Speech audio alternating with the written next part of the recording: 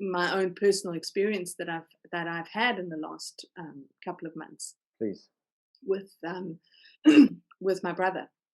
And it, my I've got two brothers.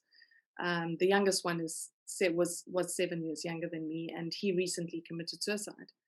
And there's a lot of things that led up to that outcome. And looking, I mean, we had the discussion around doing something around conscious masculinity a couple of weeks before he actually died. And Mm. that impulse in me has just grown stronger and stronger since his death. And I've really had to unpack for myself so that I can understand what caused his death. It, he may have committed suicide, but there was something that drove him to that. And if I just use his life as an example, he had an incredibly difficult life from day one. He was born at 28 weeks, which is incredibly premature. He wasn't expected to live. He would have been 42 at the end of last year. So medicine 42 years ago didn't really know how to cater for that kind of newborn. But despite everything, he survived. But he spent the first 3 months of his life, or just about 3 months of his life, in hospital, away from the nurturing care that Okay. Yeah. that that, that, that a baby needs. On top of that, he was born into a family that was incredibly toxic, and born to a mother who was incredibly narcissistic and abusive.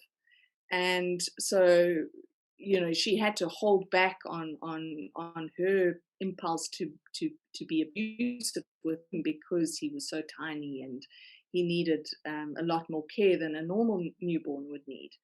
But he grew up in well, he was born into that environment.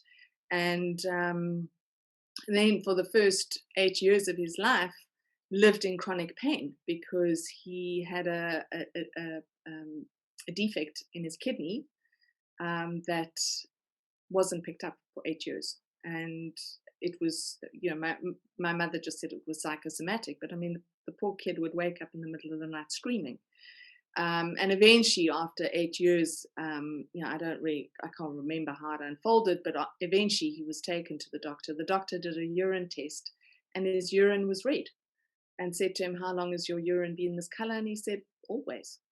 So this boy had been, in incredible pain, was immediately rushed into surgery. They operated, they removed the vein that was growing through his kidney, and unfortunately, the kidney never worked again. And he went through all of that, and then a year after that, he was sexually abused by a priest. Oh, Um, and that went on for a couple of months until eventually my parents discovered what was going on, and thankfully, my father went to the trouble of reporting it to the police, had the man arrested, made sure that he went to jail. So that all of that was done. But growing up in the 80s, psychology and all of that, you didn't go for therapy because then there was something seriously wrong with you. yeah. So there was none of that. I mean, he had a couple of therapy sessions to prepare the court case, because the child psychologist needed to give the court information. But beyond that, it was never discussed again.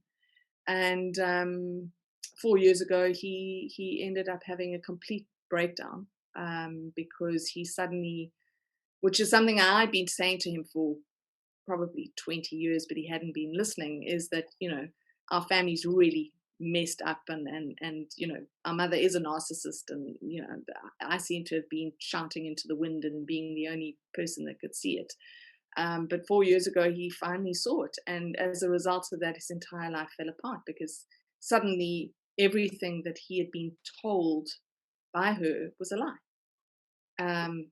So everything that he had built his entire life on was a lie. And he couldn't deal with that, and as a result of that, started self-medicating with weed, and was smoking joints like they were cigarettes, and ended up having a psychotic episode as a result. And so that journey started, and the end result was his death, because he just didn't have the resilience, the strength, the I don't know what it was, but to face it all and to deal with it. And one of the overriding themes of the last 4 years with him has been, I can do this on my own. I don't need help.